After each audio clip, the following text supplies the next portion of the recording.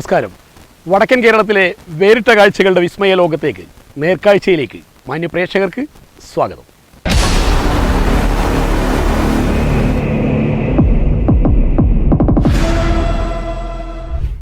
മണ്ണും മനുഷ്യനും തമ്മിലുള്ള ആത്മബന്ധത്തിൻ്റെ ജൈവബന്ധത്തിൻ്റെ സുവിശേഷ പാഠങ്ങളാണ് രവീന്ദ്രൻ കൊടക്കാടിൻ്റെ ജീവിതം. കാസർഗോഡ് ജില്ലയിലെ കൊടക്കാട് ഗ്രാമത്തിൽ കൃഷിയിലൂടെ ഒരു ഹരിത വിപ്ലവം തീർക്കുന്ന രവീന്ദ്രൻ കൊടക്കാടിൻ്റെ ആ വിസ്മയ ലോകത്തേക്ക്, ആ കാർഷിക കാഴ്ചകളിലേക്കാണ് നേർക്കാഴ്ചയുടെ ക്യാമറ ഇന്ന് നിങ്ങളെ നയിക്കുന്നത്. എല്ലാ പ്രേക്ഷകർക്കും ഒരിക്കൽ കൂടി നേർക്കാഴ്ചയിലേക്ക് സ്നേഹസ്വാഗതം.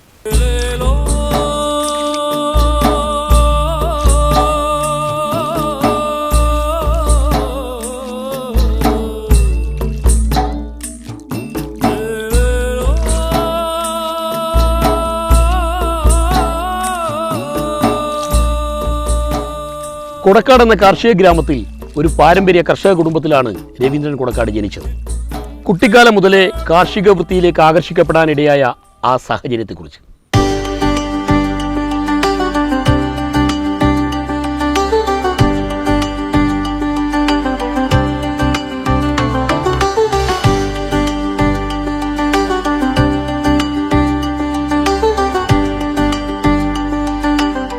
ആയിരത്തി 1939 ചരിത്രപ്രസിദ്ധമായ കൊടക്കാട് സമ്മേളനം, അതുപോലെ തന്നെ കരുവള്ളൂർ സമരം, കയ്യൂർ സമരം, ഇതൊക്കെ തന്നെ ഭൂമിയുമായി ബന്ധപ്പെട്ട് ഭൂമിക്ക് വേണ്ടിയിട്ടുള്ള സമരമായിരുന്നു. ഏതാണ്ട് കൃഷിഭൂമിക്ക് ഉടമസ്ഥനായി കൃഷിക്കാരൻ മാറുകയും 1990കളോടെ വ്യാപകമായിട്ട് തരിശിടുന്ന ഒരു സ്ഥിതി വന്നപ്പോഴാണ് ഞാൻ കൃഷിയിലേക്ക് ഇറങ്ങാൻ തീരുമാനിച്ചത്. പരമ്പരാഗതമായിട്ട് വർഷങ്ങൾക്ക് മുമ്പേ വളരെ ചെറിയ പ്രായത്തിൽ തന്നെ അച്ഛനോടൊപ്പം കൃഷിപ്പാടത്തിലേക്ക് ഇറങ്ങി വരികയും വയലിൽ രാത്രിക്ക് പന്നിശല്യം ഒഴിവാക്കുന്നതിനെ കാവൽ കിടക്കുകയും രാവിലെ വയലിലേക്ക് ഊവോണി ഉപയോഗിച്ച് വെള്ളം തേവുന്നതിനൊക്കെ തന്നെ അച്ഛൻ്റെ കൂടെ പോയിരുന്നു. വളരെ ചെറിയ പ്രായത്തിൽ തന്നെ സർക്കാർ ജോലിയിൽ പ്രവേശിച്ചത് കൊണ്ട് തന്നെ ആദ്യകാലത്ത് എനിക്ക് കൃഷി അത്ര ആഗ്രഹിച്ചാലും ചെയ്യാൻ പറ്റുന്ന ഒരു സാഹചര്യമല്ല. പിന്നീട് ഏതാണ്ട് 2000 ആകുന്ന കാലഘട്ടത്തിൽ അച്ഛൻ്റെ അടക്കം നിർബന്ധത്തിന് വഴങ്ങി പൂർണ്ണമായിട്ടും കൃഷിയിലേക്ക് വരികയാണ് ഉണ്ടായിട്ടുള്ളത്. ആ സമയത്ത് ജോലിയും കൃഷിയുമായിരുന്നു. പിന്നീട് പൂർണ്ണസമയ കൃഷിക്കാരനായി മാറുകയായിരുന്നു. വയലിൻ്റെ നടുവിലാണ് എൻ്റെ വീട്. ഒരു വീട് മാത്രമേ വയലിൻ്റെ നടുവുള്ളൂ. ആ വയലും കൃഷിയുമായിട്ട് വളരെ ചേർന്ന് നിന്ന ഒരു ജീവിതാനുഭവത്തിൽ നിന്നാണ് ഈ കൃഷിയുടെ അനുഭവത്തിലേക്ക് ഞാൻ വരുന്നത്. കൃഷി ലാഭനഷ്ടങ്ങൾക്കപ്പുറത്ത് നമ്മുടെ ചേർത്ത് നിൽക്കുന്ന അതിൻ്റെ ഒരു പ്രത്യേകമായിട്ട് ഒരു മണ്ണും മനുഷ്യനും തമ്മിലുള്ള ബന്ധം. ഒരു കാലത്ത് കൃഷി എന്ന് പറഞ്ഞാൽ നെൽകൃഷിയായിരുന്നു. നെൽകൃഷിയെ മാത്രമേ കൃഷിയായിട്ട് ചിത്രീകരിച്ചു. അന്ന് ഏറ്റവും പ്രധാനം ആഹാരമായിരുന്നു. ഇന്നിപ്പം മറ്റ് വൈവിധ്യമാർന്ന കൃഷി രീതികളും കൃഷി സമ്പ്രദായങ്ങളും വന്നു. നമുക്കൊക്കെ തന്നെ സഞ്ചി എടുത്ത് പോയാൽ ആവശ്യമുള്ള ഭക്ഷണത്തിനുള്ള അരി കിട്ടുമെന്ന് പറഞ്ഞതുകൊണ്ട് തന്നെ നമ്മളെ മലബാറിൽ, പ്രത്യേകിച്ച് കണ്ണൂർ, കാസർഗോഡ് ജില്ലയിലൊക്കെ തന്നെ മിക്കവാറും വയൽ തരിശായി പോയി കഴിഞ്ഞു. അപ്പം നമുക്ക് നമ്മുടെ ഭൂമി, നമ്മൾ സമരം നേടിയെടുത്ത ഈ ഭൂമി അന്യം നിന്ന് പോകാതെ സംരക്ഷിച്ചു നിർത്തേണ്ട ഉത്തരവാദിത്വം നമ്മുടെ തലമുറക്കുണ്ട് എന്നുള്ളൊരു ബോധ്യത്തിൽ നിന്നാണ് ഈ കൃഷിയുമായിട്ട് മുന്നോട്ട് പോകുവാൻ എന്നെ പ്രേരിപ്പിച്ചത്.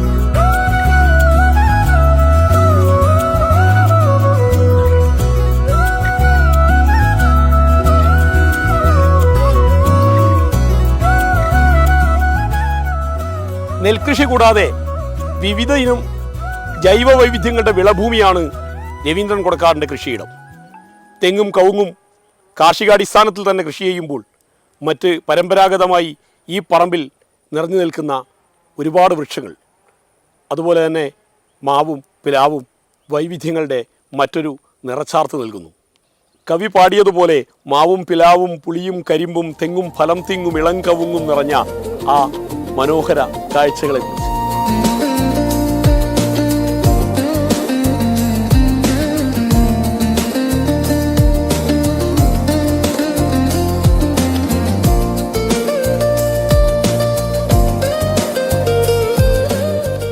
പ്രധാനമായും തോട്ടകൃഷിയിൽ കവുങ്ങാണ് പ്രധാന കൃഷി. കൂടുതലായിട്ടും 2-3000-ഓളം കവുങ്ങുകളുണ്ട്. മുഖ്യമായിട്ടും കാസർഗോഡ് ലോക്കൽ വെറൈറ്റി നാടൻ ഇനാണ് കവുങ്ങുകളിൽ പ്രധാനം. രോഗപ്രതിരോധ ശേഷി കൂടുതലുള്ളവയാണ്. സാമാന്യം മോശമല്ലാത്ത ഈൽഡും കിട്ടുന്നതായതുകൊണ്ട് ഈ കാസർഗോഡൻ നാടന് പുറമെ മംഗള, അതുപോലെ തന്നെ മോഹിത് നഗർ, ഇന്റർ മോഹിത് നഗർ തുടങ്ങിയ വെറൈറ്റിയും പുതുതായിട്ട് ചെയ്തു തുടങ്ങിയിട്ടുണ്ട്. നമ്മുടെ മറ്റേതെങ്കിലും കൃഷിയിലുണ്ടാകുന്ന നഷ്ടങ്ങളെ നമുക്ക് ഇപ്പോൾ ഒരു കൃത്യമായിട്ടുള്ള ഒരു വില ഇപ്പോൾ അടക്കക്ക് കുറേ കൊല്ലങ്ങളായിട്ട് കിട്ടുന്നുണ്ട്. അത് ഉള്ളത് കൊണ്ടാണ് നമുക്ക് കൃഷി നഷ്ടമില്ലാതെ ഇപ്പോൾ മുന്നോട്ട് കൊണ്ടുപോകാൻ സാധിക്കുന്നത്. അതുപോലെ തന്നെ 100-300ഓളം തെങ്ങുണ്ട്. സാമാന്യം മോശമല്ലാത്ത തേങ്ങ ഉൽപ്പാദനവും അതിലൂടെ നടക്കുന്നുണ്ട്. നമ്മൾക്ക് വീട്ടിലേക്ക് ആവശ്യമായുള്ള വെളിച്ചെണ്ണയൊക്കെ തന്നെ ഉണ്ടാക്കുന്നത് ഈ തേങ്ങ ഉപയോഗിച്ച് തന്നെയാണ്. ബാക്കി തേങ്ങ നമ്മൾ ലോക്കൽ മാർക്കറ്റിൽ കൊടുക്കും. ടീൻറ്റുടി അതുപോലെ തന്നെ നാടൻ ഇനങ്ങളിലെ തെങ്ങ് പ്രധാനമായിട്ടും ഉള്ളത്. അതോടൊപ്പം അതിനു പുറമെ നമ്മുടെ 1 ഏക്കറോളം മഞ്ഞൾ കൃഷി എല്ലാ വർഷവും ചെയ്യുന്നുണ്ട്. മഞ്ഞൾ വിളവെടുക്കുന്ന ഒരു സമയം കൂടിയാണ് അതായിട്ട്. പുറമെ നമുക്ക് ഈ കവുങ്ങിൽ ഒരു പരിധിവരെ കുരുമുളക് വെച്ചിട്ടുണ്ട്. കുരുമുളക് ഇപ്രാവശ്യം അതിവർഷം കാരണം കുരുമുളകിൻ്റെ ഉൽപ്പാദനം വളരെ കുറവായിരുന്നു. കുരുമുളകും പറിച്ചെടുക്കുന്ന ഒരു സമയമാണ്. കുരുമുളകിലും സാമാന്യം മോശമല്ലാത്ത വില കിട്ടുന്നുണ്ട്.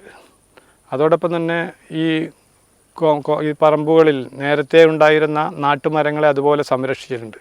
ഇന്ന് അപൂർവമായിട്ടുള്ള കുയിലി, അതുപോലെ തന്നെ ഏലം, പ്ലാസ്, മുരിക്ക്, ചെമ്പകം തുടങ്ങിയ മരങ്ങളൊക്കെ തന്നെ വ്യത്യസ്തങ്ങളായിട്ടുള്ള 10-30 നാടൻ മരങ്ങൾ തോട്ടത്തിൽ ഉണ്ട്. നാട്ടുമാവുകളുടെയും ഒരു ശേഖരം, ഏതാണ്ട് 50ഓളം ഇനത്തിൽപ്പെടുന്ന നാട്ടുമാവുകളും അതുപോലെ തന്നെ 10-30ഓളം വെറൈറ്റിയുള്ള പുതിയ ഇനം മാവുകളും കൃഷി അടിസ്ഥാനത്തിൽ തന്നെ ചെയ്തിട്ടുണ്ട്. അതൊക്കെ തന്നെ കായ്ക്കാൻ തുടങ്ങിയിട്ടുണ്ട്.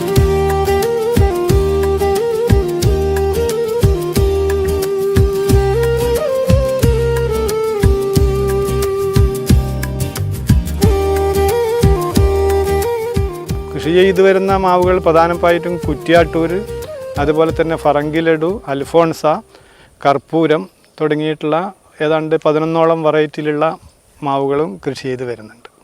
അതുപോലെ തന്നെ നാട്ടുമാവുകൾ പ്രത്യേകമായിട്ട് സംരക്ഷിക്കുന്നതിനുള്ള പ്രവർത്തനങ്ങളും കുറേ വർഷങ്ങളായിട്ട് ചെയ്തു വരുന്നുണ്ട്. അവയൊക്കെ തന്നെ കായ്ച്ചു തുടങ്ങിയിട്ടുണ്ട്. നേരത്തെ നല്ല രീതിയിലുള്ള പപ്പായ കൃഷി ഉണ്ടായിരുന്നു. ഇപ്പോഴത് കുറഞ്ഞു. റെഡ് ലേഡി തുടങ്ങിയ പപ്പായ പന്നിശല്യം രൂക്ഷമായതുകൊണ്ട് അത് തൈയായി വരുമ്പോൾ തന്നെ പന്നികൾ നശിപ്പിക്കുന്നതുകൊണ്ട് ഈ പപ്പായ കൃഷി ഇപ്പോൾ നിർത്തിവെച്ചിരിക്കുകയാണ്. വിയറ്റ്നാം മേർലിയിൽ വരുന്ന 10-ലധികം വരുന്ന പ്ലാവുകളുണ്ട്. അവയൊക്കെ തന്നെ കായ്ച്ചു നിൽക്കുകയാണ്. വളരെ ചെറിയ 2ാമത്തെ കൊല്ലം തന്നെ കായ്ക്കുന്ന ഒരു ഇനമാണ് വിയറ്റ്നാം മേർലി. ഏത് സീസണിലും കായ്ച്ചു നിൽക്കുക ആ പ്ലാവിൻ്റെ ഒരു പ്രത്യേകതയാണ്.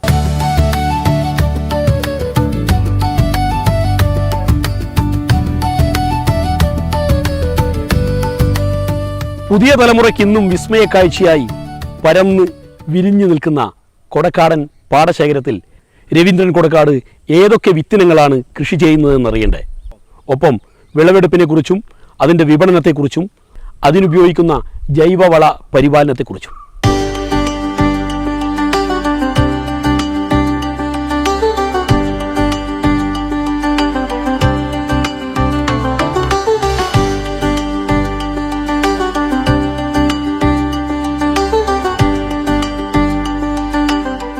ഏതാണ്ട് അടുത്ത കാലം വരെ ഏതാണ്ട് 100 കണക്കിന് പേരിലുള്ള നാടൻ നെല്ലിനങ്ങൾ നമ്മളെ നാട്ടിലുണ്ടായിരുന്നു. ഏതാണ്ട് കുറച്ച് കാലങ്ങൾക്ക് മുമ്പ് വ്യാപകമായിട്ട് ആളുകൾ കൃഷി ഉപേക്ഷിച്ച് പോകാൻ തയ്യാറായതോടുകൂടി പല നെല്ലുകളും അപ്രത്യക്ഷമായി. നമ്മുടെ നാട്ടിൽ തന്നെ തവളക്കണ്ണൻ, കോയ്യാലൻ, അല്ലിക്കണ്ണൻ അങ്ങനെ പല പല പേരുകളിലെ നാടൻ വിത്തുകൾ ഉണ്ടായിരുന്നു. പക്ഷെ ഇതൊന്നും ഇപ്പോൾ കേൾക്കാനില്ല. അപ്പോൾ ഇത് ഒരു പ്രാവശ്യം ഒരു കൃഷി വിളവിറക്കിയില്ലെങ്കിൽ ആ വിത്ത് എക്കാലത്തേക്കുമായി നമ്മളിൽ നിന്ന് അന്യം നിന്ന് പോകും. അതുകൊണ്ട് നമ്മൾ കൃഷി ചെയ്തേ തീരൂ. അതൊരു സാഹസമായിട്ടുള്ള ഒരു പ്രവൃത്തിയായി കണ്ട് ചെയ്തില്ലെങ്കിൽ അവശേഷിക്കുന്ന നാടൻ നെല്ലിനങ്ങളും ഇല്ലാതാകും. അതുകൊണ്ട് ബോധപൂർവമായിട്ടുള്ള ഒരു ഇടപെടൽ ആവശ്യമാണെന്നും അത് വരും തലമുറക്ക് അത് കാണിച്ചു കൊടുക്കുവാനുള്ള അതിൻ്റെ കൈമാറാനുള്ളൊരു ഉത്തരവാദിത്വം നമുക്കുണ്ട് എന്ന ബോധ്യത്തിൽ നിന്നാണ് നാടൻ നെല്ലുകളുടെ സംരക്ഷണവുമായി ബന്ധപ്പെട്ട് ഒരു ഇടപെടൽ ഞാൻ തുടങ്ങിയിട്ടുള്ളത്. ചിറ്റേനി, കാസർഗോഡ് തുടങ്ങിയിട്ടുള്ള നാടൻ ഇനങ്ങൾ, അതുപോലെ ഗന്ധകശാല, ജീരകശാല തുടങ്ങിയ ഇനങ്ങളൊക്കെ തന്നെ ഞാൻ കൃഷി ചെയ്തു വരുന്നുണ്ട്. ഇപ്രാവശ്യം ചിറ്റേനിയും കാസർഗോഡും വളരെ വ്യാപകമായിട്ട് ഏതാണ്ട് 4 ഏക്കറോളം ചെയ്തിട്ടുണ്ട്. അതുപോലെ തന്നെ പൗർണമി, മട്ടത്രിവേണി, ഉമ, പ്രത്യാശ, അതുപോലെ കർണാടകത്തിൽ നിന്ന് ഇപ്രാവശ്യം പുതുതായി കൊണ്ടുവന്ന സൺ മധു, അതുപോലെ തന്നെ തുളസി, അങ്ങനെ 7ഓളം നെല്ലിനങ്ങൾ ഈ പ്രാവശ്യം വിളവിറക്കിയിട്ടുണ്ട്. ഏതാണ്ട് കതിര് ഉറച്ചു വരുന്ന ഒരു സമയമാണ്. 1 മാസത്തിനുള്ളിൽ കൊയ്യാനുള്ള പ്രായമാകും. ഈ നെല്ല് മുഴുവൻ സംസ്കരിച്ചുകൊണ്ട് വിത്തായും അതുപോലെ തന്നെ അരിയായിട്ടും മാർക്കറ്റ് ചെയ്യുകയാണ്. അരിയുടെ മൂല്യവർദ്ധിത ഉൽപ്പന്നങ്ങളായിട്ടുള്ള പുട്ടുപൊടി, അതുപോലെ തന്നെ പത്തലിൻ്റെ പൊടി, അവില്, അതുപോലെ തന്നെ കുത്തരി, ഉണക്കലരി, പച്ചരി, ഇങ്ങനെ വിവിധ രൂപങ്ങളിൽ മാർക്കറ്റ് ചെയ്യുന്നുണ്ട്. പൂർണ്ണമായിട്ടും അരി നേരത്തെ സിവിൽ സപ്ലൈസിന് കൊടുക്കുന്ന ഒരു രീതി ഉണ്ടായിരുന്നു. 30 രൂപ മാർക്കറ്റിൽ സിവിൽ സപ്ലൈസിൽ കൊടുത്താൽ നമുക്ക് കിട്ടും. അത് നമുക്ക് മുതലാവുന്ന രീതിയല്ല. നമുക്കൊരു 10-50 രൂപയെങ്കിലും 1 കിലോ നെല്ലിന് കിട്ടിയാൽ മാത്രമേ ഈ കൃഷി നിലനിന്ന് പോവുകയുള്ളൂ. അതുകൊണ്ട് നമ്മുടെ അരി മുഴുവൻ മാർക്കറ്റിൽ തന്നെ വാല്യൂ ആഡഡ് പ്രോഡക്റ്റായിട്ട് കൊടുക്കുന്ന ഒരു രീതിയാണ്. ഞാനിപ്പോൾ വയനാട്, കോഴിക്കോട് അതുപോലെ തന്നെ ജില്ലകളിലൊക്കെ തന്നെ അരി അയച്ചു കൊടുക്കുന്നുണ്ട്. 100 കണക്കിന് ആളുകൾ വീട്ടിൽ വന്നിട്ടും അരി കളക്ട് ചെയ്ത് കൊണ്ടുപോകുന്നുണ്ട്. അതുകൊണ്ട് പൂർണ്ണമായിട്ടും അത് മാർക്കറ്റ് തന്നെ, എന്നാലും ഇപ്പോൾ ലേബൽ ചെയ്ത മാർക്കറ്റിംഗ് ഒന്നും തുടങ്ങിയിട്ടില്ല. അതൊക്കെ തന്നെ ചെയ്യുകയാണെങ്കിൽ കൂടുതൽ സ്ഥലത്തേക്ക് നെല്ല് വ്യാപിപ്പിച്ചുകൊണ്ട് മറ്റു കൃഷിക്കാർക്ക് കൂടി സഹായകരമാവുന്ന ഒരു നിലപാടെടുക്കുവാൻ കഴിയും എന്നാണ് നെൽകൃഷിയുമായി ബന്ധപ്പെട്ട് എനിക്ക് പറയാൻ.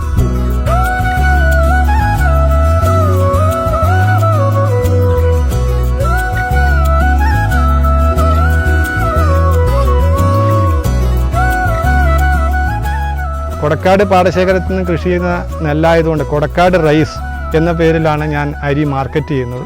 അരി നന്നായിട്ട് വിറ്റ് പോകുന്നുണ്ട്. നല്ല 60-70% തവിടോട് കൂടിയുള്ള അരിയും അതുപോലെ തവിടും അതുപോലെ തന്നെ 100% തവിടോടുകൂടി അരിയൊക്കെ തന്നെ കൊടുക്കാൻ എനിക്ക് സാധിക്കുന്നുണ്ട്. അത് ആളുകൾ വ്യാപകമായിട്ട് ഉപയോഗിക്കുന്നുമുണ്ട്. 2 വിള കൃഷിയാണ് ആദ്യം ഉപയോഗിക്കുന്നത്. 1-ാം വിള കഴിഞ്ഞതിന് ശേഷം പൂർണ്ണമായിട്ട് വയൽ ഉഴുത് പയർ വിത്തുകൾ, മമ്പയർ, ചെറുപയർ, ഉഴുന്ന്, മുതിര തുടങ്ങിയ വിളകൾ നമ്മൾ കൃഷി ചെയ്യും. പലപ്പോഴും അത് വിളവെടുക്കാൻ കഴിയില്ല. വിളവെടുക്കേണ്ട സമയമാകുമ്പോഴും മഴ വരും. ആവുന്നത്ര വിളവെടുക്കുകയും ബാക്കി മണ്ണിൽ ഉഴുതു ചേർക്കുകയും ചെയ്താൽ മണ്ണിൻ്റെ നൈട്രജനും അതുപോലെ ജൈവാംശവും വർദ്ധിക്കുകയും ചെയ്യും. 1-ാം വിളക്ക് കാര്യമായിട്ടുള്ള വിള കൊടുക്കേണ്ട കാര്യമുള്ള ഈ പയറൊക്കെ തന്നെ ഉഴുതിട്ടുകയും പിന്നീട് കുറച്ച് ചാണകം മാത്രം കൊടുക്കും. കുമ്മായവും ചേർത്ത് ഉഴുത് മറിച്ച് കൃഷി ചെയ്യും. ചില ഭാഗങ്ങളിൽ നല്ല കുത്തൊഴുക്കുള്ള സ്ഥലം ചിലപ്പോൾ ചീഞ്ഞു പോകും. അതൊരു ഒരു പ്രതീക്ഷ പോലെ. എങ്കിലും ഞാൻ സ്ഥലം ഒഴിച്ചിടാറില്ല. പൂർണ്ണമായിട്ടും എനിക്ക് വലിയ നഷ്ടവും ഉണ്ടായിട്ടില്ല. 1-ാം വിളയിൽ വൈക്കോൽ നമുക്ക് കിട്ടില്ല. കാരണം മെഷീൻ ഉപയോഗിച്ച് കൊയ്താൽ അത് റിവേഴ്സ് വരുമ്പോൾ വൈക്കോൽ ചെളിയിൽ പുരട്ടുന്നതുകൊണ്ട് നമുക്കത് വാരിയെടുക്കാൻ പ്രയാസമായിരിക്കും. 2-ാം വിള പൂർണ്ണമായിട്ടും നമുക്ക് നെല്ലും അരിയും ഒക്കെ തന്നെ, നെല്ലും അതുപോലെ തന്നെ പുല്ലും ഒക്കെ തന്നെ പൂർണ്ണമായി കിട്ടുന്നതുകൊണ്ട് നഷ്ടമില്ലാത്ത ഒരു കൃഷിയായിട്ട് 2-ാം വിള മാറും. പൂർണ്ണമായിട്ടും ഒരു ഏക്കറിന് ശരാശരി 3-4 ടണ്ണോളം നെല്ല് നമുക്ക് കിട്ടും. നല്ല രീതിയിൽ ജൈവവളം ഉപയോഗിച്ചുകൊണ്ട്, എനിക്ക് തന്നെ 10ഓളം കന്നുകാലികൾ ഉള്ളതുകൊണ്ട് ആവശ്യമായ കമ്പോസ്റ്റും ചാണകവും ഒക്കെ തന്നെ നമുക്ക് വയലിൽ യഥേഷ്ടം കൊടുക്കാൻ വേണ്ടി പറ്റുന്നുണ്ട്. അതുകൊണ്ട് നല്ല കരുത്തുള്ള നെല്ലായിട്ട്, നല്ല കരുത്തുള്ള നെല്ലായിട്ട് നമുക്കത് കൃഷി ചെയ്യാൻ വേണ്ടി പറ്റുന്നുണ്ട്. നെല്ലും വളവും ഒക്കെ തന്നെ നമുക്ക് നമ്മുടെ തന്നെ ആയതുകൊണ്ട് ആ രീതിയിൽ ചിലവ് കുറച്ച് കൊണ്ടുവരാനും നമുക്ക് സാധിക്കും.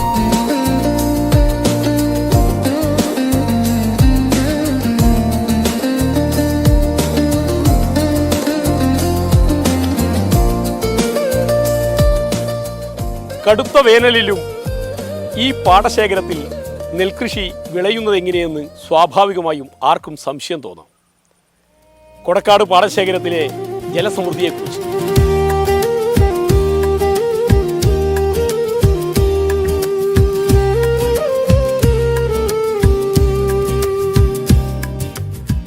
കൊടക്കാട് പാടശേഖരം വളരെ വലിയ വിസ്തൃതിയുള്ള, ഏതാണ്ട് 300 ഏക്കറോളം വിസ്തൃതിയുള്ള ഒരു പാടശേഖരമാണ്. ഏതാണ്ട് കഴിഞ്ഞ കാലം വരെ പൂർണ്ണമായിട്ടും വയലിൽ തരിശിടാതെ കൃഷി ചെയ്ത ഒരു വയലാണ് കൊടക്കാട് പാടശേഖരം. പാടശേഖരത്തിലെ പ്രധാനപ്പെട്ട വിളവ് 2-ാം വിള നെൽകൃഷിയാണ്. ആദ്യത്തെ വിളവിൽ കുറച്ച് വെള്ളത്തിൻ്റെ ആധിക്യം കാരണം വിളവ് നന്നായി കിട്ടണമെന്നില്ല. അതുകൊണ്ട് ഒരു പരീക്ഷണാടിസ്ഥാനത്തിൽ പകുതിയിലധികം ആളുകൾ കൃഷി ചെയ്യാതിരിക്കും. 2-ാം വിള പൂർണ്ണമായിട്ടും ചെയ്യും. അതിൻ്റെ ഒരു പ്രത്യേകത വെച്ചാൽ ഒരു നല്ല വിളവ് അത് 2-ാം വിള, അത് നമ്മൾ സാധാരണ പുഞ്ചകൃഷി എന്ന് പറയുന്ന അത് കിട്ടും. വെള്ളം നിയന്ത്രിക്കാനും പറ്റും. ഏതാണ്ട് ഒരു നവംബർ അവസാനത്തോടെ കൃഷി ഇറക്കുന്ന നമുക്ക് ഡിസംബർ അവസാനത്തോടു കൂടി ഈ വെള്ളത്തിൻ്റെ ഒഴുക്ക് കുറയും. അപ്പോൾ നമ്മൾ നേരത്തെ തന്നെ തടയണകൾ നിർമ്മിക്കും. നേരത്തെ ക്രോസ് ബാറുകൾ ഗവൺമെൻറ്റിൻ്റെ നേതൃത്വത്തിൽ തന്നെ വലിയ ക്രോസ് ബാറുകൾ ഉണ്ടായിരുന്നു. ഏതാണ്ട് 1950-കളിൽ തന്നെ അതൊക്കെ തന്നെ ഇപ്പോൾ ഉപയോഗശൂന്യമായിട്ടുണ്ട്. അത് കൃഷിക്കാർ തന്നെ മുൻകൈ എടുത്തുകൊണ്ട് കവുങ്ങ് കുറുകെ വെച്ചുകൊണ്ട് പിന്നെ തെങ്ങോലകളും അതുപോലെ തന്നെ ഷീറ്റുകളും ഒക്കെ തന്നെ വെച്ച് മണ്ണ് നിരത്തി ചെളി നിരത്തി ചിറ ഉണ്ടാക്കും. അത് പരമ്പരാഗത രീതി തന്നെയാണ് ഇപ്പോഴും അതിൽ അവലംബിക്കുന്നത്. അത് നേരത്തെ തന്നെ കെട്ടിവെച്ച ഗുണം എന്ന് പറഞ്ഞാൽ അധികമുള്ള വെള്ളം മാത്രം ഒഴുകിപ്പോവുകയും ബാക്കിയുള്ള വെള്ളം നമുക്ക് തോട്ടിൽ നിന്ന് വയലിലേക്ക് കണ്ടത്തിലേക്ക് തിരിച്ചുവിടാനും പറ്റും.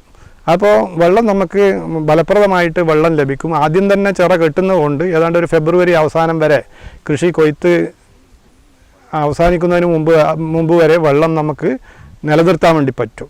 എങ്കിലും ഇപ്പോഴത്തെ ഈ കാലാവസ്ഥ മാറ്റത്തിനാണ് ഈ പെട്ടെന്ന് ചൂടൊക്കെ കൂടുമ്പം വെള്ളം പെട്ടെന്ന് വലിയുന്നൊരു രീതിയുണ്ട്. അത്തരം സന്ദർഭങ്ങളിൽ നമ്മൾ പിന്നെ ഇവിടെ നിർമ്മിക്കപ്പെട്ട കുളങ്ങളിൽ നിന്നും മോട്ടോർ വെച്ച് വെള്ളം അടിച്ച് വയലിലെ കൃഷി അതിനെ പൂർത്തീകരിച്ചെടുക്കുകയും ചെയ്യുന്നുണ്ട്. അതുപോലെ തന്നെ പൂർണ്ണമായിട്ടും പിന്നെ മിക്കവാറും ചില ആളുകൾ രാസവളങ്ങൾ ഉപയോഗിച്ചുകൊണ്ട് നല്ല പങ്ക് ചാണകവും അതുപോലെ തന്നെ കമ്പോസ്റ്റും കോഴിവളമൊക്കെ തന്നെ ഇട്ടുകൊണ്ട് ജൈവ രീതിയിലുള്ള കൃഷിയാണ് പരിപാലിച്ചു പോകുന്നത്. മിക്കവാറും ആളുകൾ സ്വന്തമായിട്ട് തന്നെ ജൈവവളം ഉൽപ്പാദിപ്പിക്കുന്നുമുണ്ട്. എനിക്ക് എൻ്റെ കൃഷിയിൽ ഏതാണ്ട് കൃഷിയിടത്തോട് ചേർന്ന് തന്നെ വയൽ കൃഷിയോട് ചേർന്ന് തന്നെ കവുങ്ങും തോട്ടവും ഉള്ളതുകൊണ്ട് ഏതാണ്ട് 5 കുളങ്ങൾ നമ്മൾ കെട്ടി നിർമ്മിച്ചിട്ടുണ്ട്. അതിൽ നിന്ന് വയലിലേക്കും ഉപയോഗിക്കാം, തോട്ടത്തിലേക്കും ഉപയോഗിക്കാം. അത് മോട്ടോർ പ്രവർത്തിച്ച് ഏതാണ്ട് 5 കറണ്ട് മോട്ടറും ഒരു മണ്ണെണ്ണ മോട്ടറും ഒരു പെട്രോൾ പ്രവർത്തിക്കുന്ന 7ഓളം മോട്ടറുകളുണ്ട്. ഇത് ഈ പെട്രോൾ പമ്പൊക്കെ തന്നെ പോർട്ടബിളാണ്. നമുക്ക് ഓരോ സ്ഥലത്തു നിന്ന് മറ്റൊരു സ്ഥലത്തേക്ക് കൊണ്ടുപോകാനും പറ്റും.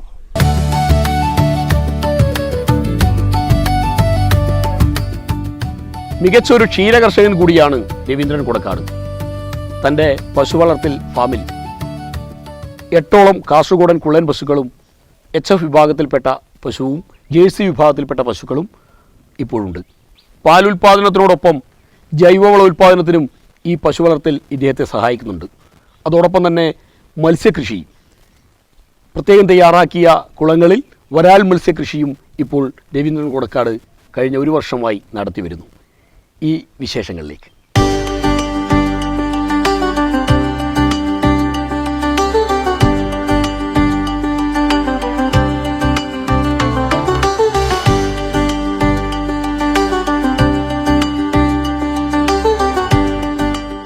ജൈവകൃഷിയിൽ നമുക്ക് പശു വളർത്തൽ അനിവാര്യമാണ്. കൃഷിയോടൊപ്പം തന്നെ കന്നുകാലി വളർത്തൽ ഉണ്ടെങ്കിൽ മാത്രമേ ജൈവകൃഷിക്ക് ആവശ്യമായിട്ടുള്ള ജൈവവളം ചാണകം നമുക്ക് ലഭിക്കുകയുള്ളൂ. ചാണകവും മൂത്രവും നമുക്ക് പൂർണ്ണമായിട്ടും തോട്ടത്തിലേക്ക് ഉപയോഗിക്കാൻ വേണ്ടി പറ്റും. ആദ്യഘട്ടത്തിൽ 2 പശുക്കിടാങ്ങളിൽ നിന്ന് തുടങ്ങി ഇപ്പോൾ 8 കാസർഗോഡ് നാടൻ ഇനവും അതോടൊപ്പം തന്നെ HF ഇനത്തിലുള്ള ഒരു പശുവും ഈ ജെർസി ഇനത്തിലുള്ള ഒരു പശുവുണ്ട്. മൊത്തം 10 എണ്ണം ഉണ്ട്. നമ്മുടെ HFൻ്റെയും ജെർസിയുടെയും പശുക്കളെ കറന്ന് ഏതാണ്ട് ഒരു 10-12 ലിറ്റർ പാല് രാവിലെയും വൈകിട്ടുമായിട്ട് നമുക്ക് മിൽമയിൽ കൊടുക്കുന്നുണ്ട്. അത് അതിൻ്റെ പശു വളർത്തലിനുള്ള ചിലവ് അതിലൂടെ നമുക്ക് ലഭിക്കുകയും ചെയ്യും. വയലിലെ വൈക്കോലും നെല്ല് കുത്തിയെടുക്കുമ്പോൾ കിട്ടുന്ന തവിടും പൂർണ്ണമായിട്ട് പശുവിൻ്റെ ആഹാരം, പൂർണ്ണമായിട്ടും വിഷരഹിതമായിട്ടുള്ള ഭക്ഷണം തന്നെയാണ് പശുവിനും കൊടുക്കുന്നത്. ഈ വർഷം കഴിഞ്ഞ 2025 ഫിഷറീസ് ഡിപ്പാർട്ട്മെൻറ്റിൻ്റെ സഹായത്തോടെ ശുദ്ധജല മത്സ്യകൃഷിയിൽ വരാൽ കുഞ്ഞുങ്ങളെ ഉൽപ്പാദിപ്പിക്കുന്ന ഒരു പ്രോജക്റ്റ് ഇംപ്ലിമെൻറ്റ് ചെയ്യുന്നതിൻ്റെ ഭാഗമായിട്ട് കുളവും അതുപോലെ തന്നെ ടാങ്കും ഉപയോഗിച്ചുകൊണ്ട് വരാലിനെ വളർത്തുന്ന ഒരു പ്രവർത്തനം തുടങ്ങിയിട്ടുണ്ട്. അതിൻ്റെ കുഞ്ഞുങ്ങളുടെ ഉൽപ്പാദനം ആരംഭിക്കാനുണ്ട്. 2 ടാങ്കുകൾ നിർമ്മിച്ചിട്ടുണ്ട്. ഈ മെയ് മാസത്തോടു കൂടി അതിൻ്റെ പ്രവർത്തനവും കൂടി ആരംഭിക്കും.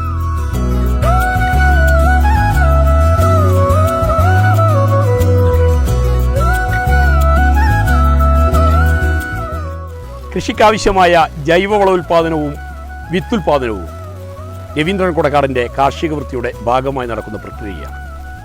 അത്യുൽപാദന ശേഷിയുള്ള വിത്തിനങ്ങൾ ഉൽപ്പാദിപ്പിച്ച് വിതരണം ചെയ്യുന്നതോടൊപ്പം തന്നെ കൃഷിക്കാവശ്യമായ വൈവിധ്യങ്ങളാർന്ന ജൈവവളങ്ങളും ഇദ്ദേഹം സ്വന്തം വീട്ടിൽ നിന്ന് ഉൽപ്പാദിപ്പിച്ച് വിതരണം ചെയ്യുന്നുണ്ട്. ഒപ്പം അടക്ക ഉണക്കി സംഭരിക്കാനും മഴക്കാലത്ത് നെല്ലുണക്കിയെടുക്കാനും തയ്യാറാക്കിയ ഡ്രയർ സംവിധാനത്തെ പറ്റിയും രവീന്ദ്രൻ കൊടക്കാടിന് പറയാനുണ്ട്.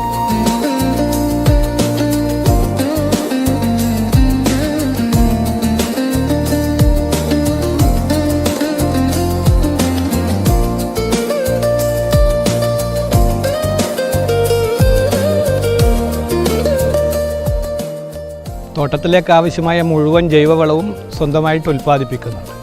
നമ്മുടെ തോട്ടത്തിലെ മരങ്ങളിലെ പച്ചിലകൾ അതുപോലെ തന്നെ ചാണകവും മിക്സ് ചെയ്തുകൊണ്ട് ജൈവ കമ്പോസ്റ്റും അതുപോലെ തന്നെ ചാണകം ഡ്രൈ ആക്കി ഉണക്കി പ്രത്യേകമായിട്ട് കൃഷിക്ക് ഉപയോഗിക്കുന്നതോടൊപ്പം തന്നെ മാർക്കറ്റ് ചെയ്യുന്നുണ്ട്. കാസർഗോഡ് പശുവിൻ്റെ ഡ്രൈ കൗഡങ് എന്നുള്ള കൊടക്കാടൻസ് എന്നുള്ള ബ്രാൻഡിൽ മാർക്കറ്റ് ചെയ്യുന്നുണ്ട്. അതുപോലെ തന്നെ ജൈവവളവും ഉൽപ്പാദിപ്പിച്ച് വിതരണം ചെയ്യുന്നത്. എൻ്റെ ആവശ്യത്തിൽ കവിഞ്ഞ് ബാക്കി വരുന്ന ജൈവവളം പാക്കറ്റ് ചെയ്ത് മാർക്കറ്റിൽ കൊടുക്കുന്നുണ്ട്.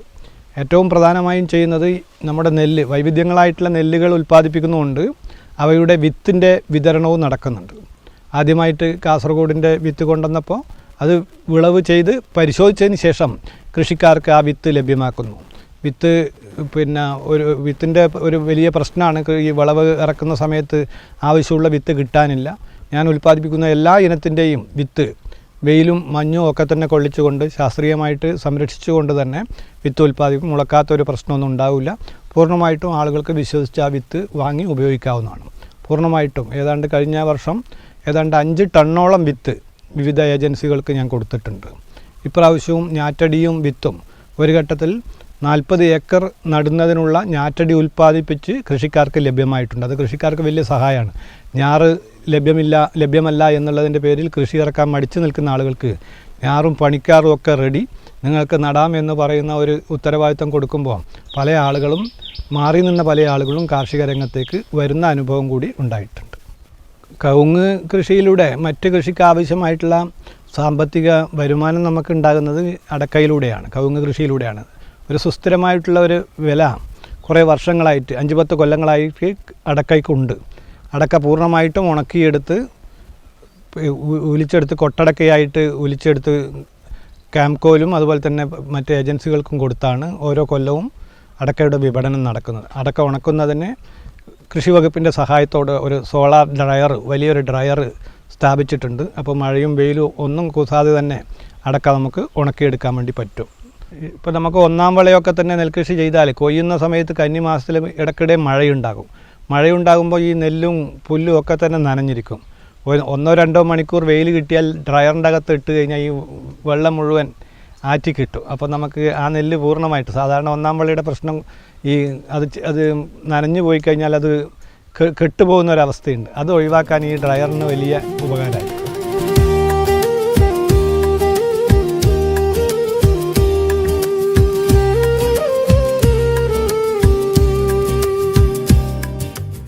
മികച്ച ഒരു കർഷകൻ എന്നതിനപ്പുറം രവീന്ദ്രൻ കൊടക്കാട് സംഘടനാ പ്രവർത്തനത്തിലും സാംസ്കാരിക രംഗത്തും നിറസാന്നിധ്യമാണ് കാസർഗോഡ് ജില്ലയിൽ. അദ്ദേഹത്തിൻ്റെ സംഘടനാ പ്രവർത്തനത്തെക്കുറിച്ച്, സാംസ്കാരിക രംഗത്തെ ഇടപെടലിനെക്കുറിച്ച്, ഒപ്പം കുടുംബവിശേഷങ്ങളും കുടുംബം നൽകുന്ന പിന്തുണയും.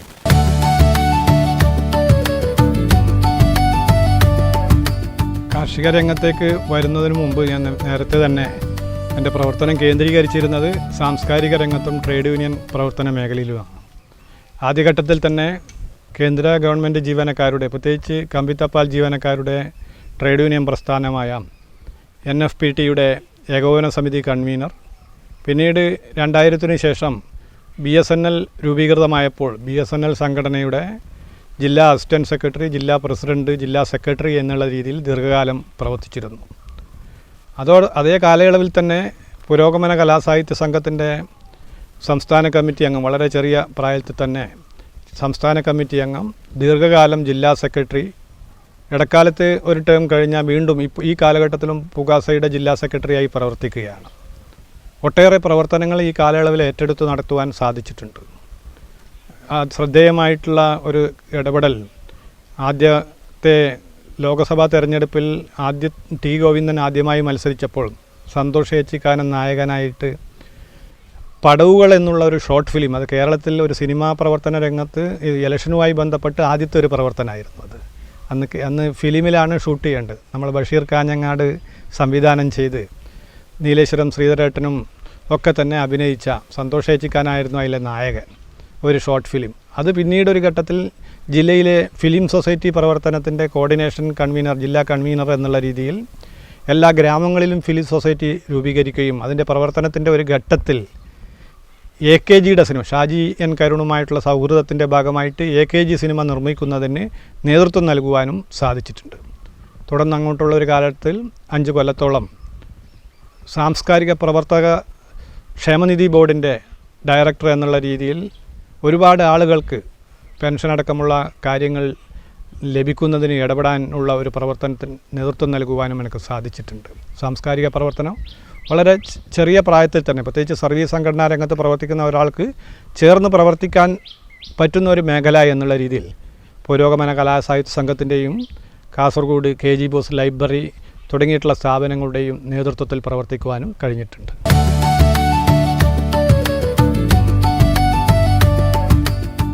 ഭാര്യ M. ബീന കാഞ്ഞങ്ങാട് നെല്ലിക്കാട് സ്വദേശിനിയാണ്. അവർ സംസ്ഥാന പോളിടെക്നിക് കോളേജിൽ നിന്നും പയ്യന്നൂർ വനിതാ പോളിടെക്നിക് കോളേജിൽ നിന്നും ലെക്ചററായി കഴിഞ്ഞ വർഷം വിരമിച്ചു. ഒരു മകനാണുള്ളത്. അവൻ എൻജിനീയറിംഗ് ബിരുദധാരി. നേരത്തെ ഒരു വിദേശ സ്ഥാപനത്തിൽ ജോലി ചെയ്യുകയും ഇപ്പോൾ അത് മതിയാക്കി പൂർണ്ണസമയ കാർഷിക പ്രവർത്തനങ്ങൾക്ക് ഈ പശുവിൻ്റെ പരിപാലനമൊക്കെ തന്നെ മകൻ ആനന്ദാണ് നിർവഹിക്കുന്നത്. മറ്റ് മേഖലകളിൽ പ്രവർത്തിക്കുന്നതുകൊണ്ട് തന്നെ പലപ്പോഴും എനിക്ക് ഇവിടെ നിന്ന് സ്ഥലത്തു നിന്ന് പോകുമ്പോൾ എൻ്റെ കുടുംബമാണ് ഈ കാർഷിക പ്രവർത്തനങ്ങൾ നിർവഹിക്കുന്നത്. അവരുടെ പൂർണ്ണമായിട്ട് ഇടപെടലോട് മകൻ്റെയും ഭാര്യയുടെയും ഇടപെടൽ കൊണ്ടാണ്. വീട്ടിൽ ആളില്ലെങ്കിൽ ഈ പശു പരിപാലനമൊന്നും തീരെ നടക്കില്ല. അവരുടെ ഒരു പൂർണ്ണ ഇൻവോൾവ്മെൻറ്റോടു കൂടിയാണ് കാർഷിക പ്രവർത്തനങ്ങൾ നടക്കുന്നത്. ഞാനില്ലെങ്കിലും കാർഷിക പ്രവർത്തനങ്ങൾ നടന്നു പോകുന്ന സാഹചര്യത്തിലേക്ക് അവരുടെ ഇടപെടൽ സഹായിക്കും.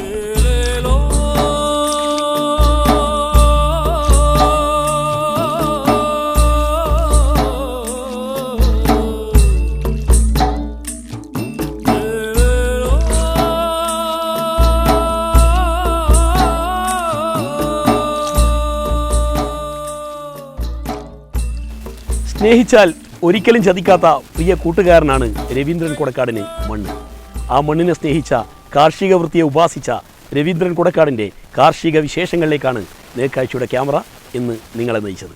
നേർക്കാഴ്ചയുടെ ഇന്നത്തെ അധ്യായം ഇവിടെ പൂർണ്ണമാവുകയാണ്. അടുത്ത ആഴ്ച മറ്റൊരു വേറിട്ട വിസ്മയ കാഴ്ചയുമായി നമുക്ക് വീണ്ടും കാണാം. നന്ദി, നമസ്കാരം.